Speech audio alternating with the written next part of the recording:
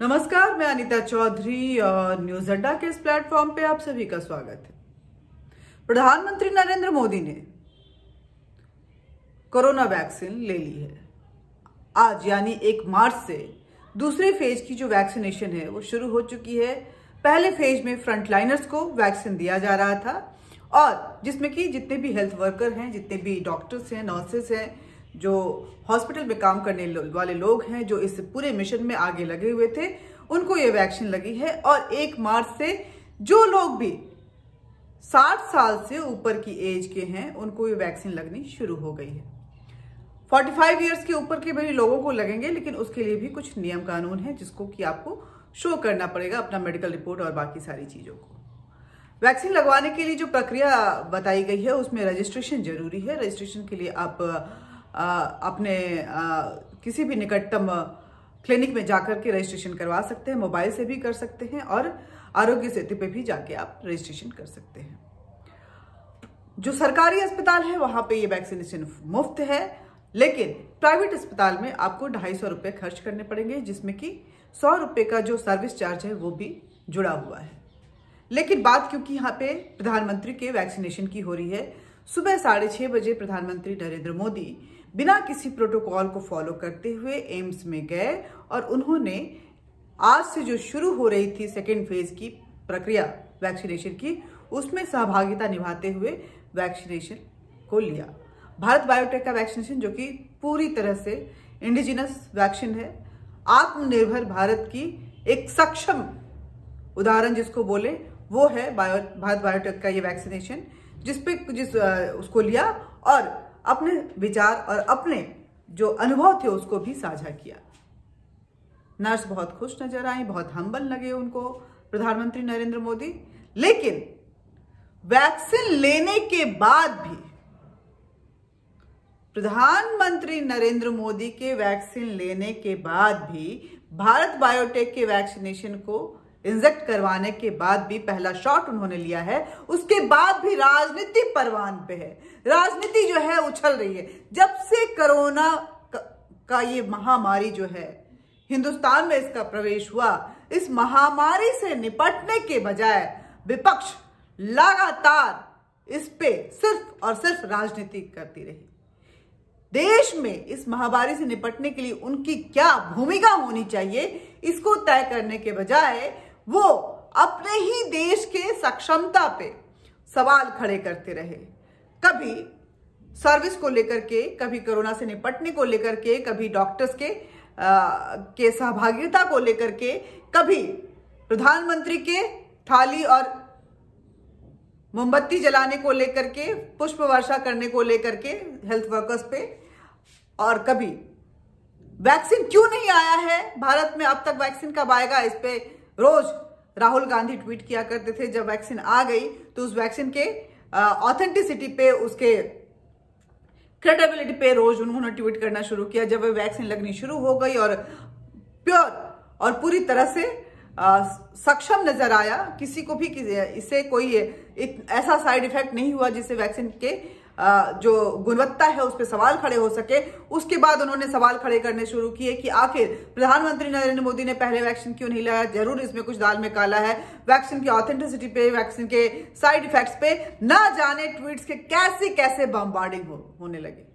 अखिलेश यादव ने कहा कि मैं वैक्सीन नहीं लूंगा, मैं वैक्सीनेशन नहीं करवाऊंगा क्योंकि ये बीजेपी का वैक्सीन है और मुझे इस पे विश्वास नहीं है। राहुल गांधी भी बार बार यही कहते रहे कि भारत बायोटेक जो है वो सक्षम नहीं है इस तरह की वैक्सीन बनाने में और ये इसका साइड इफेक्ट हो सकता है। मनीष तिवारी ने कहा कि आखिर वैक्सीन अगर इतना सक्षम है तो जिस तरह से अमेरिका और बाकी देशों में वहां के प्रधानमंत्री और मुखिया ने लगवाया है, यहाँ पे प्रधानमंत्री नरेंद्र मोदी क्यों नहीं लगवा रहे हैं। किसी ने तो यहां तक कह डाला कि ये वैक्सीन जो है वो आपको नपुंसक बना सकता है। मतलब कई तरह के जो है वो उस पे जब वैक्सीन आई तो ऐसा लगा कि क्यों वैक्सीन आ गया है, इसको लेकर के विपक्षी पार्टियां, खासकर कांग्रेस जो है वो तिलमिला गई कि आखिर भारत इतना सक्षम कैसे हो सकता है, भारत में इतनी काबिलियत कैसे हो सकती है और ये वैक्सीन तो सक्षम हो ही नहीं सकता है इस कोरोना वायरस से लड़ने में। शशि थरूर ने तो यहां तक कह दिया कि ये वैक्सीन जो है कभी भी क्रेडिबल नहीं हो सकता है, थर्ड फेज के ट्रायल के पहले इसको चलाना जो है वो कहीं ना कहीं घातक हो सकता है और इससे लोगों को मुसीबतों का सामना करना पड़ सकता है। लेकिन सारी चीजें स्मूथली रन हुई और ये इंडिजिनस आत्मनिर्भर वाला वैक्सीन जो है पूरी तरह से सक्षम नजर आया, हर किसी को लगा और दूसरे फेज में प्रधानमंत्री ने भी लगवाया। अब प्रधानमंत्री ने इतना लेट क्यों लगा? भारत ने एक पॉलिसी बनाई थी। भारत एक ऐसा देश है, खासकर मोदी भारत की अगर बात करें तो ये ऐसा देश है जहां पे अगर पॉलिसी बनाई जाती है तो इस देश का प्रधानमंत्री भी उसको फॉलो करता है। चाहता तो इस देश का प्रधानमंत्री पहले भी ये वैक्सीन ले सकता था, सबसे पहला व्यक्ति हो सकता था और कोई उसको रोक नहीं सकता था, लेकिन एक पॉलिसी बनाई गई थी क्योंकि इस देश में कोरोना से लड़ने में जो सहभागिता इस देश के हेल्थ वर्कर्स ने निभाए थे, स्वास्थ्य कर्मियों ने निभाए थे, इसलिए प्रधानमंत्री का कहना था कि इस वैक्सीन पे सबसे पहला हक उन स्वास्थ्य कर्मियों का है। वो स्वस्थ रहेंगे तो बाकी लोगों को अच्छी स्वास्थ्य सुविधा प्रदान कर पाएंगे। उनका स्वस्थ रहना बेहद जरूरी है, उनका इम्यून होना बेहद जरूरी है, क्योंकि आज भारत को सबसे ज्यादा जरूरत अगर कहें तो इन डॉक्टर्स की हुई थी। सेना की तरह ये खड़े हुए थे, बिना अपनी जान की परवाह किए इन्होंने अपने दिन रात 24 घंटे 48 घंटे इस सेवा में जुटा दिए थे। ये डेडिकेशन था उन हेल्थ वर्कर्स को इस देश की तरफ से कि ये वैक्सीन जो है उन हेल्थ वर्कर्स को लगे। प्रधानमंत्री ने दूसरे फेज के लिए 60 वर्ष से ऊपर के व्यक्तियों की लाइन बनाई थी, एक चेन बनाई थी और क्योंकि उस लाइन में वो फिट करते थे इसीलिए सबसे पहला वैक्सीन उन्होंने लिया। लेकिन हमारे देश में कुछ लोगों को सवाल खड़ा करने की आदत सी होती है। अब अधीर रंजन, कांग्रेस के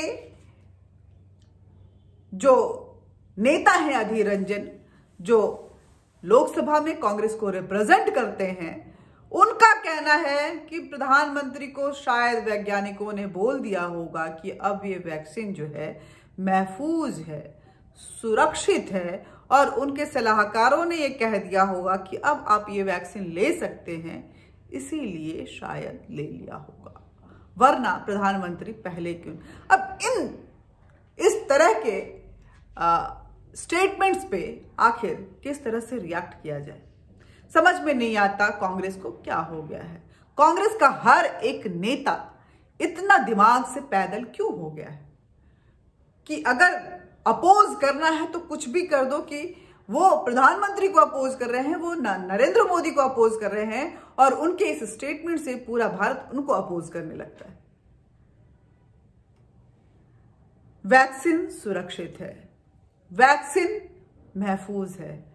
इंडिजिनस वैक्सीन की डिमांड विदेशों में हो रही है। यूएन तक ने भारत को बधाई दी है और भारत से इस वैक्सीन को पूरे विश्व में पहुंचाने की और विश्व की रक्षा करने की अपील की है। यूएन ने भारत से मशवरा करने की बात की है कि हम भारत से सीखेंगे, जानेंगे कि आखिर कोविड पे उनकी क्या रणनीति थी जो उन्होंने इस तरह से काबू पाया। लेकिन इस देश की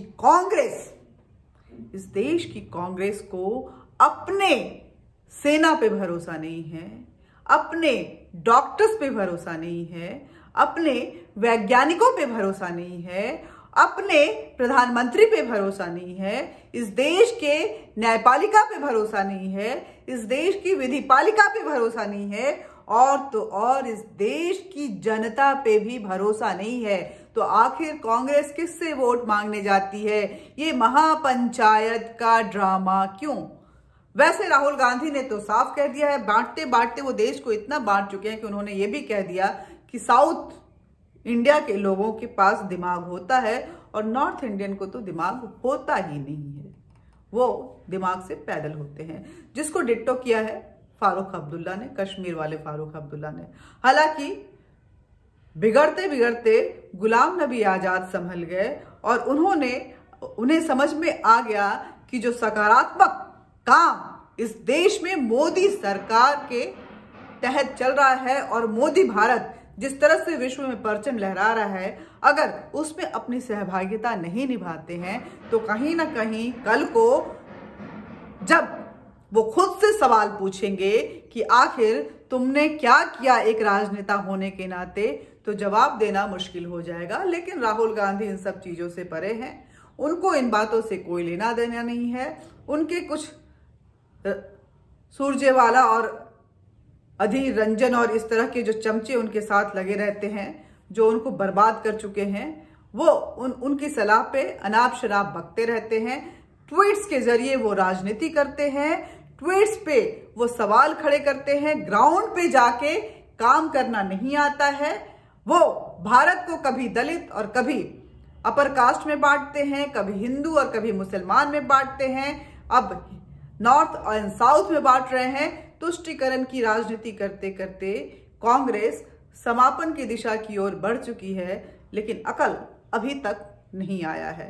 गांधी फैमिली को जब भी भारत कुछ करता है तो विदेशों से तुलना करने की जरूरत होती है।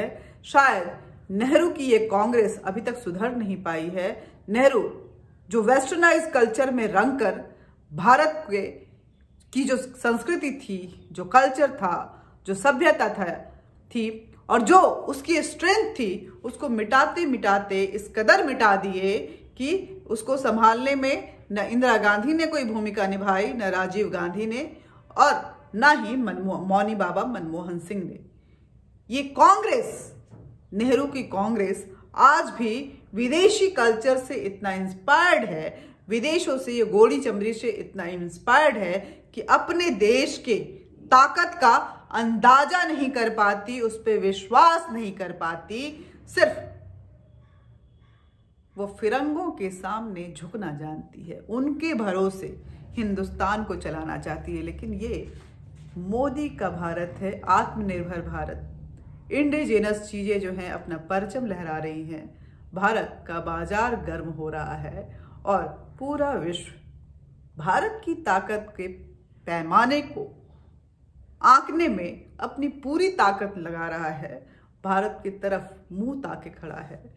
इस कोविड वैक्सीन के लिए ही नहीं, बल्कि इस खुले बाजार में अपनी दमदार भूमिका निभाने के लिए भी। नमस्कार, मिलते रहेंगे, बातचीत करते रहेंगे, लेकिन हमारे बीच अब आप ये जो संवाद है आपके और हमारे बीच, ये बना रहना चाहिए। और इसके बने रहने के लिए आपका और हमारा जुड़ाव जरूरी है। और इस जुड़ाव की एक कड़ी है सब्सक्राइब करना। सब्सक्राइब करें, लाइक करें और शेयर जरूर करें। बात सच्ची है, खरी है, लेकिन सकारात्मक है। नेगेटिव न्यूज़ में रम कर आखिर कब तक अपने आप को मेंटल स्ट्रेस देते रहेंगे। नमस्कार।